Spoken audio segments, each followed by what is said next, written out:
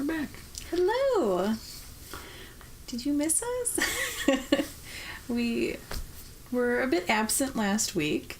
It was a little bit of a funky week. I had jury duty and Sicknesses. And there was, you were sick. The little guy had like a fever for like a day or something. And so it just ended up being like, let's put going live on pause for the week so that everyone could take care of themselves. But we've still been playing games. So there's always something new to talk about with that.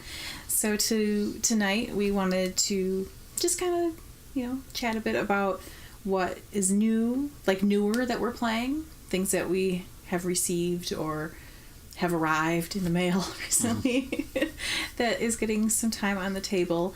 And then, of course, we want to hear from you. Like, what are you playing lately? Do you have any new games? Are there things that you've got your eye on that you're wanting to get? That kind of thing. So one of the newer games that we've been playing a lot of lately is Doxie Dash. This is something that we backed on Kickstarter. But it's really fun with the kids. The kids have really been enjoying it. It's a card game. It was basically like a set collection game. Yeah, there's like a weird thing where you switch hands and stuff like that. Yes. Yeah, you kind of are passing and playing. Like, you pick a card, and then you all have to pass the cards, and then you pick another one. Yeah. And then you're trying to put different cards combinations together for different point values. And then you also have a bonus sort of thing. Yeah, so you have a little dachshund. Like, they all have different, like, abilities and bonuses and things like that. So they're kind of like your little Doxie hero. And there can only be one wiener. There can only be one wiener. But it's been fun, and it's silly. It is kind of silly. I mean, You get points for them pooping on the floor. You get more points you get more points the more that they poop on the rug versus the floor. Yeah. Which the kids think is hilarious. And then there's like the skivvies that you collecting. But it's been a great way to work on some math too. But it's fun. Yeah. Sorry, how's And so, Call to Adventure, not too long ago, actually I think it was just the week before last where we played it. No, I played Ticket to Ride. Oh. Well, it wasn't that long ago that you got to learn along with us as we played through Call to Adventure. This was previously on Kickstarter. We received it to review just before it went to retail, which was like, I think March 18th. So it's available now, like on Amazon and in your local game stores. This is by Brotherwise Games. I really enjoyed it. Yeah, it's really well done. It's a really fun, like, storytelling kind of game. But not like straight storytelling. No. You don't have to do that if you don't want to. Right. Like, you're like drafting cards and then putting together like your character's story, kind of with their origin story, their motivation, and then their destiny. So it's just a really interesting way of pulling that all together. You don't use dice in this game, you cast runes. And so it was kind of, it was different, but it really fits with the whole theme. Yep. And our daughter played it with us. She's 8. Like, she had a fun time with it too. And it's just... Yeah, you watch our videos on now, right? Yes. So you can watch us play it. Mm-hmm. We did pretty well. We didn't like mess out. No, we... There was a few times, in the edited version on YouTube, I cut out a lot of the, I don't know what this means kind of stuff, so you aren't sitting through all of that. But there were a few points where there were some things in the rules and stuff where we weren't feeling super clear, but I think there might actually be an updated version of the rules on Board Game Geek. Okay. I thought I saw something about that. So they may have cleared some things up if there were a lot of questions that people were having. They had it was well done instructions. Yes. There were just a few things where we were, trying to find some additional clarification. Yeah, I wasn't sure. Never heard of it before that, and then played it and I really liked it. Yeah. And there's going to be some expansions. They're already working on... Yeah, it says on the back here. It says Coming in 2019, Call to Adventure, Name of the Wind, and Call to Adventure Stormlight, which are like worlds, right? Someone else's created worlds. So yes. Cards with, which is what's really cool. So they can come up with themed cards. Yeah. And the art's really good, and the cards are nice and big. And yeah, the art is really pretty in there. Do you do both at the same time, or one of these? I don't know. Can you handle holding two boxes at once? So, as you may know, we really enjoy... That one's not opened yet, so... We really enjoy Stable Unicorn. We like stable unicorns. Yeah, we do. We like stable unicorns. Not those crazy unstable ones. We really enjoy unstable unicorns, and we had backed the original game when it was on Kickstarter. I'm not wearing one of their shirts right now. I tend to wear a lot of Tea Turtle shirts, and if you're familiar with Unstable Unicorns game and like their art style, you know, you've probably noticed when I've worn some of their shirts, because you can just pick out their art style pretty easily. So when Unstable Unicorns Control and Chaos went on to Kickstarter, it was just sort of like an automatic for me to back it, and I couldn't decide between the two different decks, so of course I had to get both of them, and it just arrived the other day. Yep. Like they're just working on fulfillment right now. So we've only gotten to play Control so far. We haven't gotten to play Chaos yet, but we live it. We do. But if you have Unstable Unicorns already, you won't be disappointed if you enjoy it. Because if you don't, then just right. Like, why would you back it if you? I mean, they're cute and their cards are cool and stuff, but I'm just saying, if you don't enjoy that game, then ignore Control and Chaos. Yeah. But if you have the base game, Control and Chaos they're not expansions, but you can play it with it if you would like. Yeah. But Control is like a standalone game, like it's a standalone deck. Chaos is a standalone deck. You can shuffle them together and play all of it together as well, or with the base game or the original game. I assume the other ones with expansions they have, let's say for work one, I assume you can put all those together too with it. I would think so. Huh. So a big stack of cards. I was going somewhere with this. Right. If you have the original game, you're not going to have a bunch of duplicate cards. Like, almost this entire deck is new. Yeah, that was similar. I mean, really, Nay is probably about the only thing. There were Nays in there? In what? Yes, there were, you're right. Nays were the only instant cards in the original game. There's more instant cards that are not Nays in these new decks, which makes some interesting gameplay changes. But that's probably about the only thing that you would see duplicates on. Yeah. Even the basic unicorns are different. Yeah. And they work the same way, but they're different. Yeah, the art's different. The little captions and stuff are different.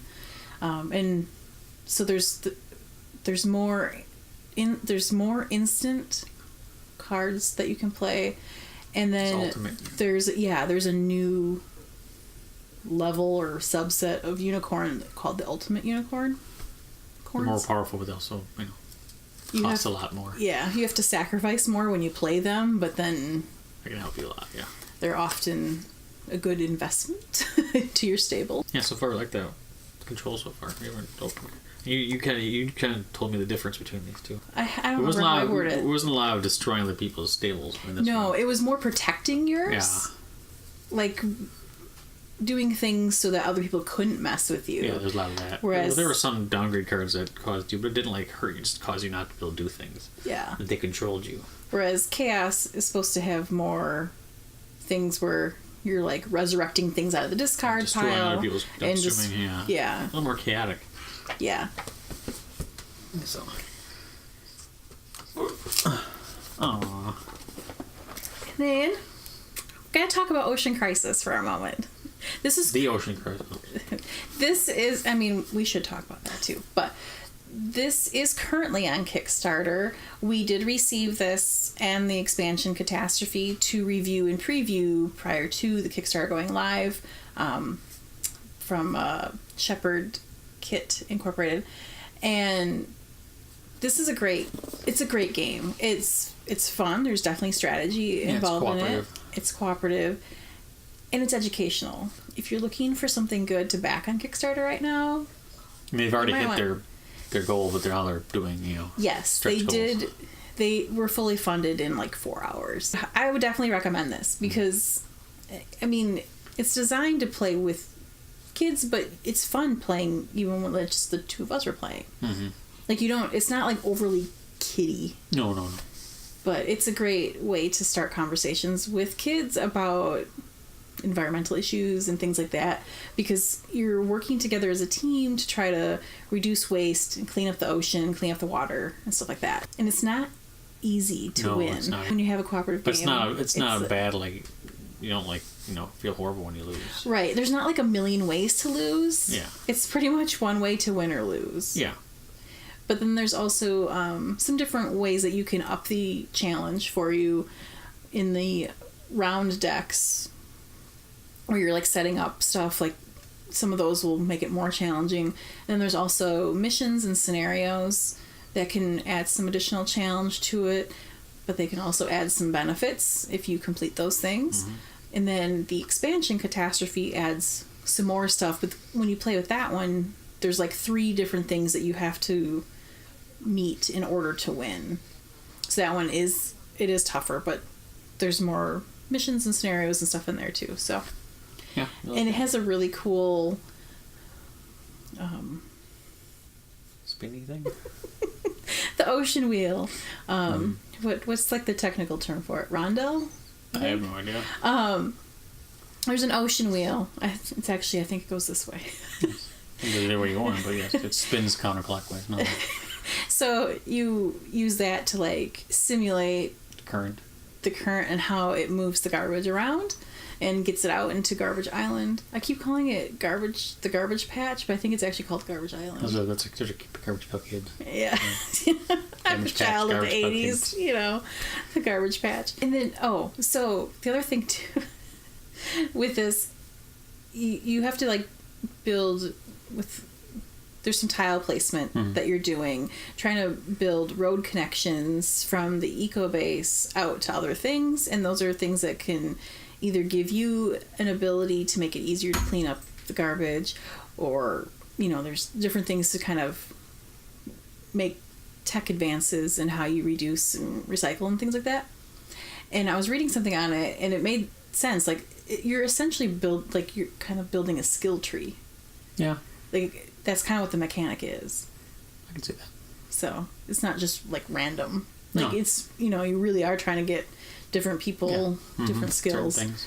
So yeah, we have a full review of it on our website, stayathomegamers.com, that you can check out. And then we also have a playthrough with the kids that we did playing it. We did not win. No. We lost like right as we were setting up round 6, which is the last round. Yeah, so we were close. It was like, oh. That's when all the trash comes in, yeah. It's a fun... Too real. It's a fun game, even though it's about a very serious issue. Yep. But... Anyway, spark something in someone. Mm-hmm. So.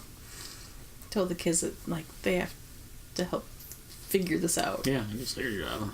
Well, not like that, but like, because... Yep. They're kids. They're coming up with new and different ideas. So, come up with the idea. I'm like, you guys can help, like, actually solve this real world problem. No pressure.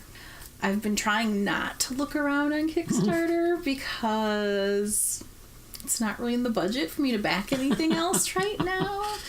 I mean, I did see that there's some other really awesome looking games, and I would love to back them, but I can't right now. Let us know if you have played any of these, or... Like I said, if there's something that you are really excited about that is on Kickstarter right now, let us know. If nothing else, I'd love to check it out, even if we're not backing it, so that we can help support it in terms of sharing it. Yep. Oh, that's what it... Let her talk and she'll figure it out. I don't have a whole lot of details on it, but there was this... I had tweeted about a different game that's on Kickstarter right now because it looked really good, and I just know I can't back it right now, but I still want to provide support. And I can't remember the name of it. It was dinosaur related, but it was like more for kids. Yeah, I did see something about that. I remember now. Yeah. But it looked really good. Sorry, that's probably not super helpful. It's nice reading. So go look at our Twitter, which is SAH Family Gamers. So shortening up the stay at home Family Gamers. So if you go to our Twitter, you will find it there. I retweeted something about a dinosaur game. Super helpful. Don't forget to comment, like, subscribe, follow, do all the things, and we will see you at the next game. Bye.